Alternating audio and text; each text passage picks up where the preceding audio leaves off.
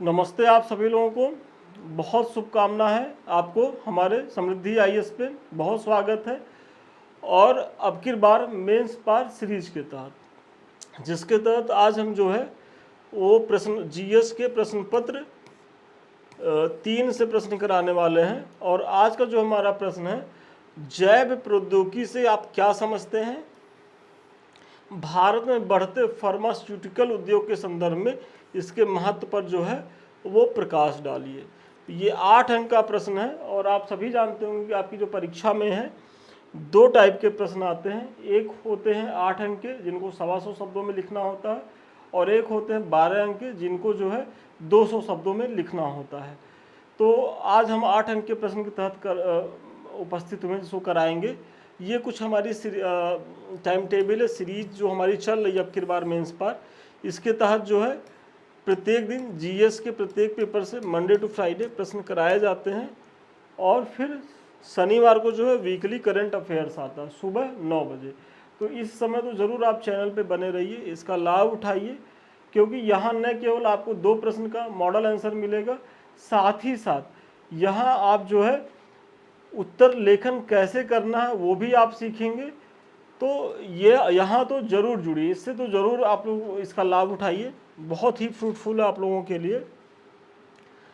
जैव प्रौद्योगिकी से आप क्या समझते हैं, भारत में बढ़ते फार्मास्यूटिकल उद्योग के संदर्भ में इसके महत्व पर जो है वो प्रकाश डालना है। तो इस प्रश्न में 2 डायमेंशन है और इसकी जो की पॉइंट है वो जैव प्रौद्योगिकी है। तो इसी को ले करके जो है आप अपनी भूमिका शुरू कर सकते हैं। और हमेशा आपसे हम कहते हैं कि भूमिका के लिए बहुत सोचना नहीं है, जो आपका की पॉइंट हो उसी को आप 10 से 15 शब्दों में एक्सप्लेन कर दीजिए, वही आपकी जो है वो भूमिका हो गई। तो जैव प्रौद्योगिकी जीवित जीवों या उनके भागों का इस्तेमाल करके उत्पाद बनाने या उन्हें संशोधित करने की जो है वो तकनीकी है। जैसे शराब बनाना या रोटी पकाने में खमीर नामक जो सूक्ष्म जीव होते हैं उसका उपयोग किया जाता है। मतलब आपने 10 से 15 शब्दों में जैव प्रौद्योगिकी क्या है उसके बारे में बताया और 1-2 उदाहरण से उसकी चीज़ों की पुष्टि करी। फिर जैव प्रौद्योगिकी आनुवांशिक रूप से संशोधित रोगाणुओं, कवक, पौधों और जानवरों का उपयोग करके बायोफार्मास्यूटिकल एवं जैविक उत्पादों के औद्योगिक पैमाने पर उत्पादन से जो है वो संबंधित है। और इसका प्रयोग जो होता है वो जैव उपचार, प्रसंस्कृत भोजन, आनुवांशिक रूप से संशोधित फसलें, अपशिष्ट प्रबंधन एवं ऊर्जा उत्पादन में प्रमुखता से जो है वो हो रहा है। मतलब जैव प्रौद्योगिकी की जो भूमिका है वो आप बता रहे हैं। हालांकि इसने स्वास्थ्य सेवा के क्षेत्र में बहुत अधिक प्रभाव डाला है।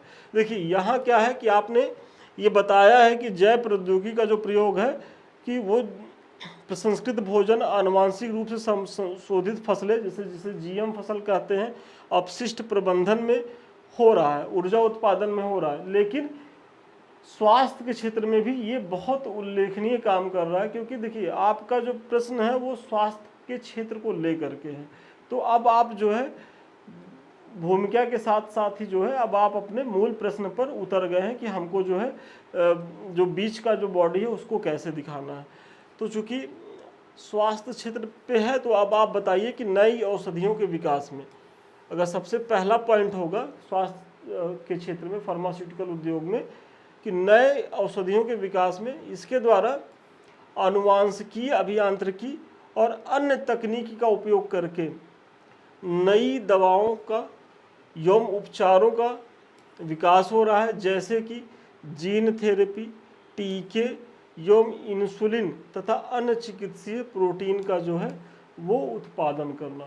मतलब आज आप सभी जानते होंगे जो शुगर के पेशेंट होते हैं उसमें जो है इंसुलिन की बहुत महत्वपूर्ण भूमिका होती है उनके लिए, क्योंकि वही जो है वो शुगर में जो है ब्लड में शुगर लेवल को जो है वो मेंटेन करता है। और ये इंसुलिन बनता कैसे है, तो इसके पीछे यही जैव प्रौद्योगिकी की भूमिका है। इसी तरीके से कई प्रकार के जो प्रोटीन हैं इनका निर्माण होता है। फिर जीन थेरेपी में भी आप देखेंगे कि जैव प्रौद्योगिकी बहुत उल्लेखनीय काम कर रहा है। फिर अगर देखा जाए कि नई प्रौद्योगिकी का विकास भी इसके द्वारा हो रहा है, जैसे जैव प्रौद्योगिकी के क्षेत्र में आनुवांशिक अभियांत्रिकी ने जीन थेरेपी, जेनेटिकली इंजीनियर्ड तकनीक, रिकॉम्बिनेंट डीएनए तकनीक और पॉलीमरेज चेन रिएक्शन जैसी महत्वपूर्ण तकनीकों की जो है वो शुरुआत की है, जो बीमारियों का निदान करने के लिए जीन एवं डीएनए अणुओं का जो है वो उपयोग करते हैं। मतलब बहुत सूक्ष्म स्तर पर जो है वो रोगों के निदान का जो प्रयास किया जा रहा है, किसके द्वारा, तो बायो टेक्नोलॉजी के द्वारा, मतलब जैव प्रौद्योगिकी के द्वारा। तो ये आप बता रहे हैं। और इस तरीके से देखिए आपको इन सबों का बताना होगा, नहीं तो आपका उत्तर जो है, चूँकि साइंस टेक है यहाँ या इकोनॉमी में, आप लोगों की जो समस्या रहती है कि सर साइंस टेक या इकोनॉमी के प्रश्न पत्र में जो है अंक कम आते हैं। वो अंक कम इसीलिए आते हैं क्योंकि आप जो है इस तरीके के टर्म्स का उपयोग नहीं करते। तो ऐसे टर्म्स का उपयोग करिए और उसको एक बार, दो बार, तीन बार रिवीजन कर लीजिए, नहीं तो एग्जाम में होगा क्या कि आपको याद ही नहीं आएंगे। तो याद नहीं आएंगे तो आप दे नहीं पाएंगे, तो आपका उत्तर जो है कहानी की तरह लगने लगेगा। अगर नई प्रौद्योगिकी की विकास की आप बात कर रहे हैं तो ये तो सभी बहिसर विदित है कि जो भी नई मतलब हेल्थ सेक्टर में हो रही है तो उसमें जो है बायोटेक्नोलॉजी की बहुत महत्वपूर्ण भूमिका है। ये तो सही बात है, लेकिन किन क्षेत्रों में, तो ये आपको बताना होगा कि रिकॉम्बिनेंट डीएनए में तकनीक में पॉलीमरेज चेन रिएक्शन जैसी जो तकनीक है, तो जब तक आप इनका उल्लेख नहीं करेंगे तब तक आपके दावे की जो है पुष्टि नहीं होगी, और अगर जब तक पुष्टि नहीं होगी तब तक आपको अंक नहीं मिलेगा। तो ये सारे प्रयास करने होंगे। और हम समझ सकते हैं कि जिनका बैकग्राउंड साइंस नहीं है उनको इन सब चीज़ों में दिक्कत आती है। तो अब आपके पास यही विकल्प है, या तो छोड़ के चले जाइए, तो चूंकि आप तो योद्धा लोग हैं, आपको छोड़ के तो जाना नहीं है, और इतनी बड़ी परीक्षा की तैयारी करें, इतना बड़ा पद चाह रहे हैं, तो ये सब चीज़ें कौन सी बड़ी बात है, पढ़ डालिए सब। और विश्वास मानिए कि अभी हमारा वीडियो ही, इसको 3 बार आप देख लीजिए, कोई भी वीडियो 3 बार देख लीजिए, आपको वो चीज़ें कभी नहीं भूलेंगी। बस किसी चीज़ को 3 बार पढ़ने की ज़रूरत होती है। मन से, इत्मीनान से, ठंडे दिमाग से पढ़ लीजिएगा तो सारी चीज़ें आएंगी। हाँ, एक बार में नहीं आएंगी, आपको 2 बार 3 बार उसके लिए प्रयास करने होंगे। ये हमारे कुछ बैचेज हैं अब की बार मेंस पर। ये उन बच्चों के लिए है कि जो इस बार मुख्य परीक्षा दे रहे हैं, वो ज़रूर इस बैच से जुड़े, क्योंकि इसके तहत यही प्रयास किया जाएगा कि 15 जून के पहले पहले उनको प्रत्येक टॉपिक से, प्रत्येक प्रश्न पत्र से महत्वपूर्ण पीवाईक्यू प्लस जो संभावित प्रश्न है वो करा दिए जाए। दूसरा हमारा बैच है शून्य से शिखर बैच। ये उन बच्चों के लिए है कि जो आगामी पीसीएस परीक्षा के लिए गंभीर हैं, तो वो अभी चूँकि पीटी जो है वो अक्टूबर में है, तो अभी वो मुख्य परीक्षा को पढ़ें, और उनका भी यही रहेगा कि डेली उनको प्रश्न दिया जाएगा, डेली वो आंसर लिख के दिखाएंगे, उनके उत्तर का जो है प्रॉपर वे में मूल्यांकन किया जाएगा इस तरीके से, और जो भी कमी रहेगी वो तो बताई ही जाएगी। साथ ही साथ ये भी प्रयास होगा कि जो है वो तो जो कमी, अगर 1 नंबर आधा नंबर भी कटा है तो क्यों कटा है, साथ ही साथ ये मॉडल आंसर भी प्रत्येक प्रश्न का दिया जाएगा। ऐसा नहीं है कि बस आप कोई कॉपी लेके छोड़ दिए, आपको मॉडल आंसर भी देंगे, और उसके बाद यहाँ से भी अगर आपको ना समझ में आए तो आप फिर हमसे बात भी कर सकते हैं कॉपी चेक होने के बाद। तो इतनी सहूलियत है। तो अधिक जानकारी के लिए 7303307507 पे आप जो है संपर्क कर सकते हैं। फिर जो अगला बायोटेक्नोलॉजी की जो भूमिका है, जैव प्रौद्योगिकी की जो भूमिका है, वो महामारी के प्रसार पर नियंत्रण में, स्वास्थ्य के क्षेत्र में। और इसके तहत आप देखेंगे कि इस तकनीक द्वारा मच्छरों में आनुवांशिक परिवर्तन करके डेंगू और मलेरिया जैसे संक्रामक रोगों की समस्या का जो है वो समाधान हो सकता है। क्योंकि ये डेंगू या मलेरिया ये ऐसी बीमारियां हैं कि जिससे भारत बहुत ज़्यादा ग्रसित है। सोचिए बरसात के बाद मतलब डेंगू से तो कितनी डेथ होती है, और एक समय तो मलेरिया जो है वो बहुत बड़ी मतलब जनसंख्या के लिए अभिशाप बना हुआ था। तो इन सबों के नियंत्रण में जो है बायोटेक्नोलॉजी की भूमिका है, और इसका बहुत सकारात्मक जो है वो रिजल्ट भी आ रहा है। फिर अगर पशु प्रजनन में इसी तरीके से देखा जाए तो कृत्रिम गर्भाधान में भी जैव प्रौद्योगिकी का प्रयोग किया जा रहा है, विशेष रूप से भेड़ एवं मवेशियों के प्रजनन में। आप देखते होंगे ना कि तमाम जैसे डॉली बछड़ा बनाया जा रहा है, गाय की भेड़ की चीज़ें बनाई जा रही हैं क्लोन टाइप में। तो ये सब चीज़ों में भी जो है वो बायोटेक्नोलॉजी की ही भूमिका है। और इससे क्या होगा कि वो जो पशु जो विलुप्त हो रहे हैं उनके भी संरक्षण का प्रयास इसके माध्यम से किया जा सकता है। फिर उपचार प्रक्रिया में परिवर्तन। चिकित्सकों का मानना है कि स्टेम सेल थेरेपी में मानव रोग के उपचार को प्रभावशाली तरीके से बदलने की क्षमता है, जैसे ल्यूकेमिया जैसे रक्त विकारों के इलाज में। मतलब इससे क्या है कि जो लाइलाज बीमारियां हैं, जैसे अब ल्यूकेमिया जो एक रक्त विकार से संबंधित बीमारी है, एक तरीके से कैंसर का फॉर्म है, ऐसे गंभीर बीमारियों में भी जो है वो बायोटेक्नोलॉजी के प्रयोग के माध्यम से बहुत हद तक सफलता मिल रही है। और वही आप बता रहे हैं, क्योंकि इसमें क्या होता है कि हम स्टेम सेल थेरेपी का जो है वो प्रयोग कर सकते हैं। और स्टेम सेल जो थेरेपी है वो बहुत ही जो मानव अंगों का उससे निर्माण किया जा सकता है। मतलब वो बहुत ही जो है वो मल्टी डायमेंशनल होती है, मतलब वो उसकी भूमिका बहुत ही अच्छी है। और इस पे जो है हम एक क्वेश्चन जरूर कराएंगे 8 अंक में, क्योंकि मुझे ये टॉपिक बड़ा अट्रैक्ट करता है जो स्टेम सेल थेरेपी है। तो अभी तो आप इस पॉइंट को ऐसे लिख दीजिए, लेकिन हम इस पे जो है एक क्वेश्चन ही कराएंगे, क्योंकि हो सकता है कि अगर आयोग थोड़ा डेप्थ में जाए तो स्टेम सेल टेक्निक के ऊपर ही जो है एक क्वेश्चन बना दे 8 अंक में। देखिए फुल तो नहीं आएगा, 12 अंक का प्रश्न तो इस पर नहीं बनेगा, हाँ, लेकिन 8 अंक का बनेगा, क्योंकि ये कई प्रकार के होते हैं तो इसकी भूमिका है।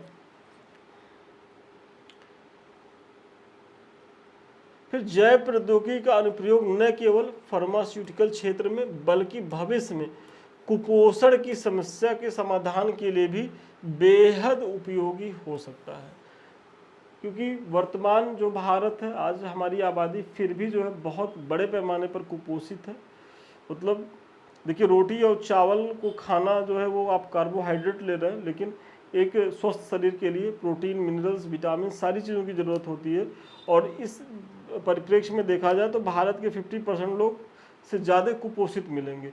तो ऐसी स्थिति में इन सब चीज़ों के निदान में भी जो है वो बायोटेक्नोलॉजी जो है महत्वपूर्ण भूमिका निभा रहा है, क्योंकि इसके माध्यम से कम लागत पर खाद्य पदार्थों में जो है सूक्ष्म पोषक तत्वों का विकास, जीएम फसलों का उत्पादन जो है वो किया जा सकता है। मतलब चूँकि ये जेनेटिक इंजीनियरिंग से भी संबंधित विभाग होता है, तो इसलिए इस दिशा में भी प्रयास किया जा सकता है। इस प्रकार उपयुक्त विवरण से स्पष्ट है कि जैव प्रौद्योगिकी फार्मास्यूटिकल उद्योग के साथ साथ अन्य क्षेत्रों के विकास के लिए भी महत्वपूर्ण है। आवश्यकता है भारत में जैव प्रौद्योगिकी संस्कृति को जो है बढ़ावा देने की एवं इस क्षेत्र में अनुसंधान बढ़ाने की। मतलब बहुत महत्वपूर्ण साइंस की ये विधा है, लेकिन अभी जो है चूँकि ये इसको लेकर के अभी आम जनमानस बहुत अवेयर नहीं है।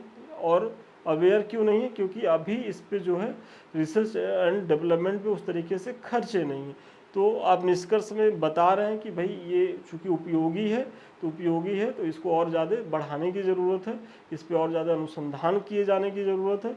और आपके निष्कर्ष का जो है अप्रोच भी ऐसे ही होना चाहिए, बहुत ज़्यादा नपातुला और सकारात्मक दृष्टिकोण लिए हुए। तो चलिए आज के प्रश्न का उत्तर यहीं तक था, और महत्वपूर्ण प्रश्न था, साइंस का बहुत महत्वपूर्ण प्रश्न था। और मुझे बहुत विश्वास है कि हो सकता है ये इसी बार परीक्षा में पूछा जाए, तो आप लोग इसको ज़रूर करिएगा। और रही बात स्टेम सेल वाली, तो मैं उस पर एक स्वतंत्र वीडियो ज़रूर लेके आऊँगा 8 अंक के प्रश्न के तहत। अब वो जब आ जाए, मतलब आपके परीक्षा से पहले पहले आएगा, ये मेरा वादा है। ये कुछ लिंक्स है, समृद्धि IAS का टेलीग्राम है, इसको से तो आप लोग जुड़िए ही, क्योंकि यहाँ बहुत सी जानकारियाँ आपको हम निःशुल्क देते रहते हैं, प्रत्येक दिन देते रहते हैं। और हमसे जुड़ने का सबसे आसान माध्यम भी यही है, क्योंकि यूट्यूब में क्या है कि हम टाइम पे ही आते हैं। यहाँ तो आप कभी भी आप मैसेज करिएगा तो हमारे टीम के लोग या हमारे द्वारा जो है वो आपके प्रश्न का रिप्लाई दिया जाएगा।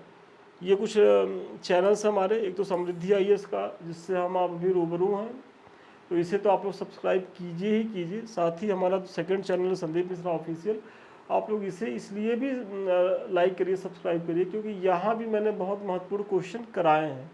तो इस पे भी जाकर के विजिट करें और निकट भविष्य में कराएंगे भी, ऐसा नहीं है कि वहाँ नहीं आएगा। तो आप दोनों चैनलों को जो है देखते रहिए और दोनों का लाभ उठाइए। और हमारे किसी भी बैच से जुड़ने के लिए या हमसे बात करने के लिए 7303307507 पे आप संपर्क कर सकते हैं। तो चलिए आज के लिए इतना ही, पुनः मिलते हैं नए वीडियो में नए क्लास के साथ। तब तक के लिए धन्यवाद, शुभकामनाएं आपको।